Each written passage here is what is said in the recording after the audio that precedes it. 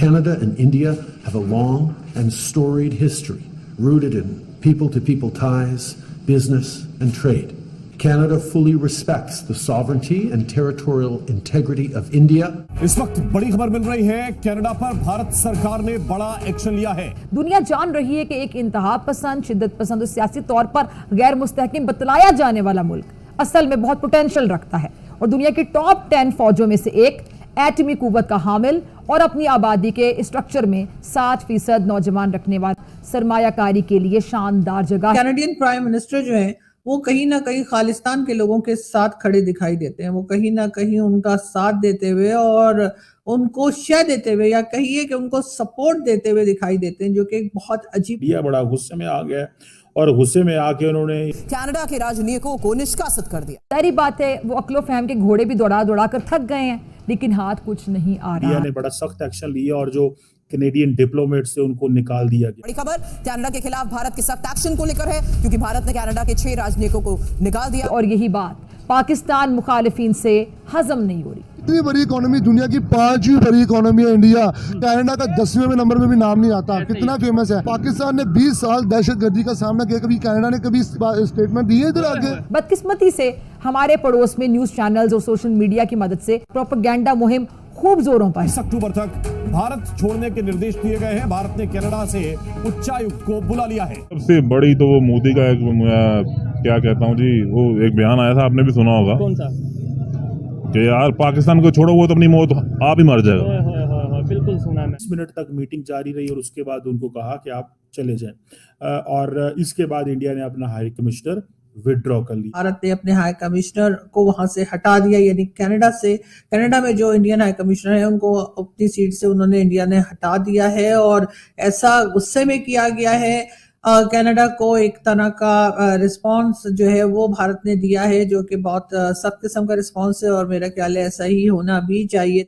अच्छा, आम दिनों में भी इनका बस नहीं चलता कि साइबेरिया में अगर 2 इंच ज्यादा बर्फ पड़ जाए तो रूसी सदर को फोन खड़का दिया जाए। इनके वायदे के साथ पाकिस्तान आजाद हुआ, हमारा जो नाकामी वहीं से शुरू हो गई कि जब 25 साल बाद पाकिस्तान में पहला इलेक्शन होने जा रहा था और इंडिया अपने 3 से 1.5 पूरे कर चुका। हमने और कहीं नहीं देखा कि कोई ऐसे लोग हों जो एक कंट्री से अलग होना चाहते हों या सेपरेट होना चाहते हों और उनके साथ किसी दूसरी कंट्री के प्राइम मिनिस्टर्स जो हैं वो ना सिर्फ ये के साथ खड़े दिखाई दें बल्कि उनको पूरी तरीके से सपोर्ट करते भी दिखाई दें। अच्छा, पाकिस्तान दुश्मन जो है उसने तो यही करना है कि उसने पाकिस्तान को एक नाकाम रियासत करार दिलवाने के लिए बड़े पापड़ बेलने हैं, क्योंकि दुश्मन है। वो कैसे बर्दाश्त करते हैं कि पाकिस्तान की जो आलमी तन्हाई है वो ख़त्म हो और पाकिस्तान उनके पापड़ों पर पाँव रख कर उनकी सारी मेहनत गारत कर। कनाडा ने कोई प्रूफ नहीं दिया कि उन्होंने कि ये कत्ल हुआ है या इंडिया ने किया, तो इतने बड़े लेवल के ऊपर इनको इतना बड़ा इल्जाम नहीं देना चाहिए। जय हिंद दोस्तों, द इंडियन न्यूज़ में आपका स्वागत है। भारत और कनाडा के बीच बहुत बड़ी जंग शुरू हो गई है। ये जंग तो कनाडा ने शुरू की है, लेकिन इसे समाप्त भारत ही करेगा। इस कड़ी में भारत ने कनाडा को ऐसा तगड़ा झटका दिया है जिसकी पाकिस्तान में खूब प्रशंसा हो रही है।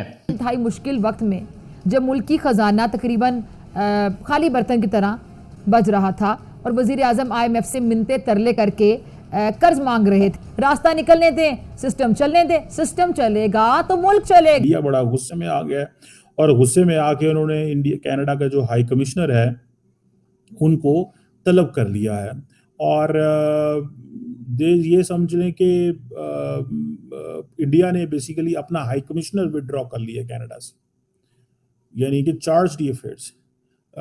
अब हुआ ये है कि जो इंडियन गवर्नमेंट है उसको ये बताया गया कि जो इंडियन एम्बेसडर है कनाडा के अंदर, he is a person of interest. ये एक इन्वेस्टिगेशन जो कनाडा ने की है।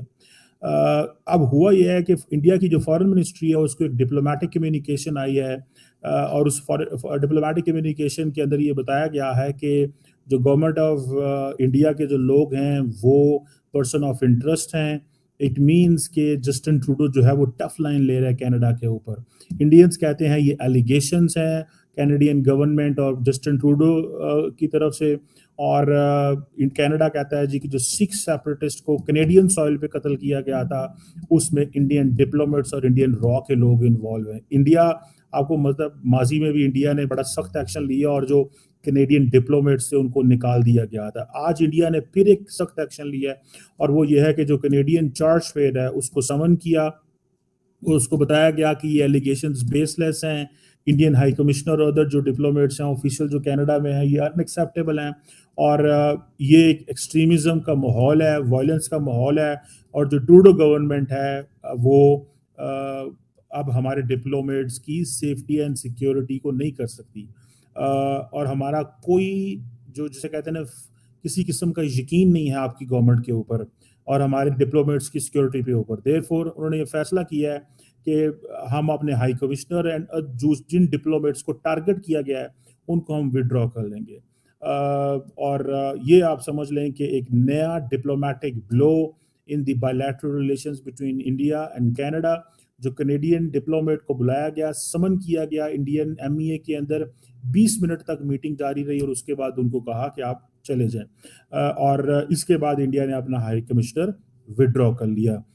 ये एक बड़ी देखें एक बड़ी इंपॉर्टेंट डेवलपमेंट है। Do not take this an easy thing.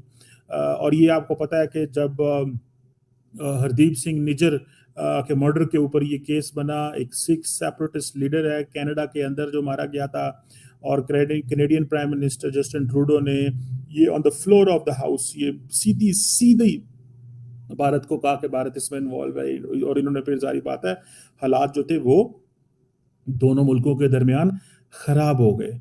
और मुझे ऐसे लग रहा है कि ये चीजें जो हैं वो they are not going to go this easily. अपने हाई कमिश्नर को तो विड्रॉ कर लिया है, लेकिन आपको बता दें कि भारत और कनाडा के बीच खालिस्तानी अलगाववादी हरदीप सिंह निज्जर की हत्या को लेकर एक बार फिर विवाद शुरू हो गया है। भारतीय विदेश मंत्रालय ने कहा कि कनाडा से एक राजनयिक संदेश मिला था कि कनाडा के किसी जांच से संबंधित मामले में भारतीय उच्चायुक्त और अन्य राजनयिक की संलिप्तता पाई गई है। हालांकि भारत सरकार ने कनाडा के इन फालतू आरोपों को एक सिरे से खारिज कर दिया है और कनाडा को तगड़ा झटका देते हुए सभी राजनयिकों को देश छोड़ने का आदेश दे दिया है, जिससे कनाडा बौखला पड़ा है। भारत के इस कदम की पाकिस्तान में खूब सराहना हो रही है। आज के लिए बस इतना ही। वीडियो कैसा लगा हमें कमेंट में जरूर बताएं। चैनल पर नए हैं तो लाइक, सब्सक्राइब और शेयर करना न भूलें।